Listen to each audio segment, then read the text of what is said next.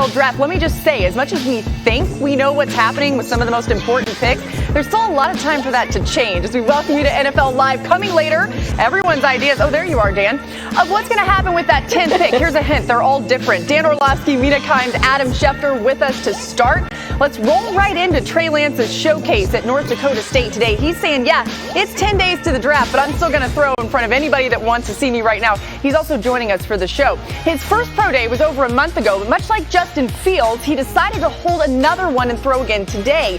Lance's performances certainly will be fresh on the most influential minds as you think about that. So, Adam, as you join us here, what do you think was so unique about this particular pro day? Well, Laura, it's really the last notable pro day approach that you're going to see a top prospect have in front of other teams. And all the quarterback-needed teams, with the exception of Washington, were in attendance there. It was scripted by the 49ers. And I think this pro day really comes from San Francisco trading up to number 3, doing all its due diligence to investigate whether Trey Lance or Justin Fields or Mac Jones is the right call to make at the number 3 pick. And I think when they traded up there, they were comfortable with any one of these options. But clearly with Trey Lance not having played football last year, with him having gone over 500 days since his last game, it's a case for the 49ers and other teams to get an up-close look at a guy who didn't play college football this year, but will be a top pick next week. Yeah, it seems like every single thing you see of Trey Lance has got to be instructive because there's just not that much available. But Adam, you mentioned it, and in 2019, he generated nearly 2,800 yards through the air and 1,100 yards on the ground. Perhaps most impressively, he found the end zone 28 times out of his 287 pass attempts without throwing an interception, mind you. That's the most attempts in a season without throwing a pick by any D1 passer since 2000. We'll get Mina and Dan in here, but first, I want to bring in an NFL draft analyst, Daniel Jeremiah, who will be a part of NFL Network's coverage on the draft starting next week. DJ, we're so excited to have you here today, and let's start with you. The 49ers obviously have a ton of interest here. Do you feel like this is a good fit? Do you like the fit? Yeah, first of all, it's great to be with you guys. But yes, absolutely, I think it's a fit. I was, on the air covering that pro day with Zach Wilson when this trade went down, and the first name that popped into my mind was Trey Lance. This is perfect. He doesn't have to be rushed right onto the field. You've got Jimmy Garoppolo. You can be patient. But what he does is what they believe in San Francisco. He's comfortable on play action. He takes care of the football. He's going to add to their already really solid running game with what he can do. So to me, I thought it was a perfect fit. Then all the information came in and said, oh, it's Mac Jones.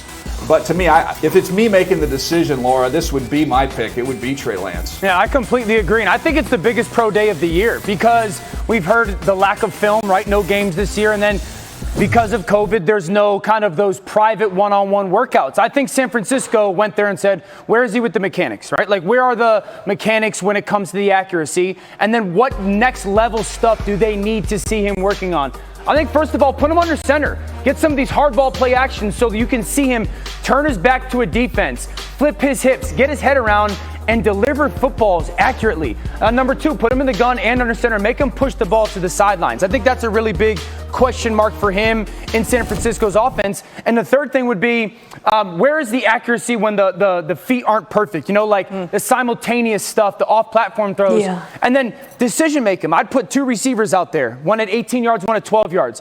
Put a defender there during the pro day and have that defender choose one of those receivers and see how quickly Trey Lance kind of makes those decisions, right? And then watch, does the accuracy follow? And I think that's a huge step forward today for San Francisco, putting their eyes on Trey Lance once again.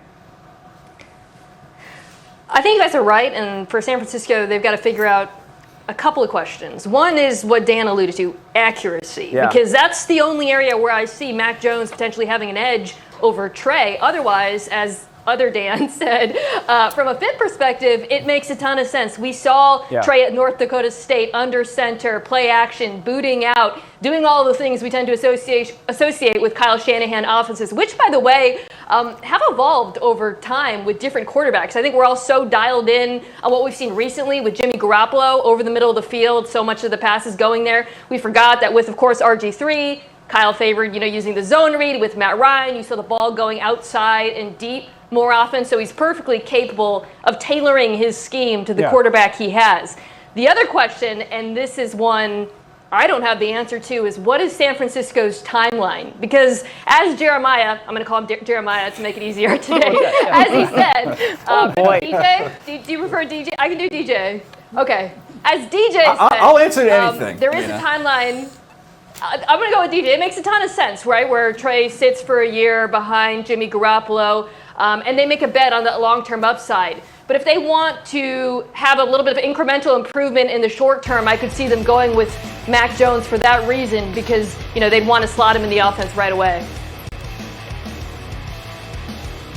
All right, we're going to bring Adam back in here because he had a little bit more to add. I mean, Adam, the thing is, we're talking about Trey Lance as if we're trying to put him now at this number 3 overall pick, and you've continued to tell us that it's probably, or at least it looks like it's Mac Jones at 3. What else do you want to add here?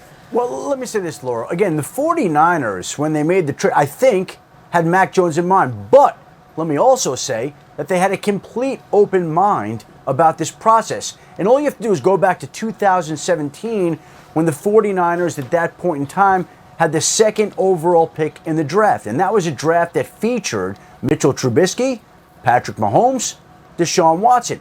The 49ers were not of the quarterback mind back then. They weren't looking at them.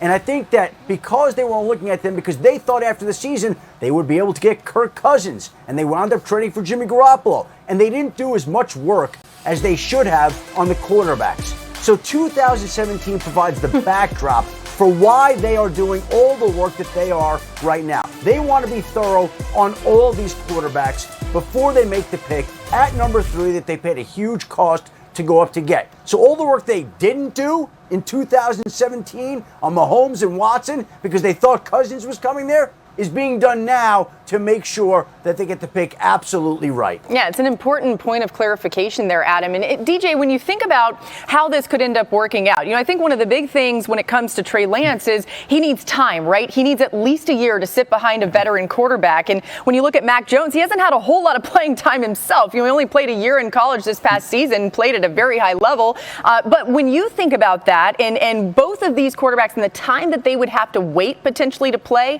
how does that factor into the way that you look at this? Well, I think you start with the end in mind of who's going to ultimately be the best player. And for me, that points towards Trey Lance because he brings more to the table. And look, he needs to sit for a while. I'm not committed to the fact it has to be an entire year. I've had a chance to visit with this guy, sit with him. He is impressive. He is sharp. Everything you hear about him at the school, they rave about how intelligent he is. To me, it's some mechanical fixes that need some time. So that could speed up the process once he gets that dialed in. I'm not so sure he needs an entire redshirt season here if he does go to the 49ers. I think a big thing to point out, too, is with good coaching, which we all know that he's going to get in San Francisco, he can become, because of the talent, one of the reasons, or a quarterback that you win because of. Mac Jones, I love. I think you'll win a lot of games with Mac Jones.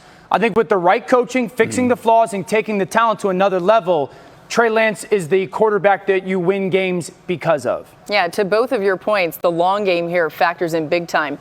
In a story that continues to develop, Deshaun Watson's attorney has filed a response to the first lawsuit that accused Watson of sexual assault and inappropriate behavior. Attorney Rusty Hardin's response addresses all 22 lawsuits against Watson and says some plaintiffs bragged about massaging Watson, some plaintiffs offered to work for him again, and others lied about the number of sessions they had with Watson. The response also alleges that, quote, a money grab was behind the accusation. Attorney Tony Busby, who represents the 22 women suing Watson, says the allegations in Hardin's response are, quote, demonstrably false, and that Watson's only defense is to call these brave women liars. We got more NFL Live after the break.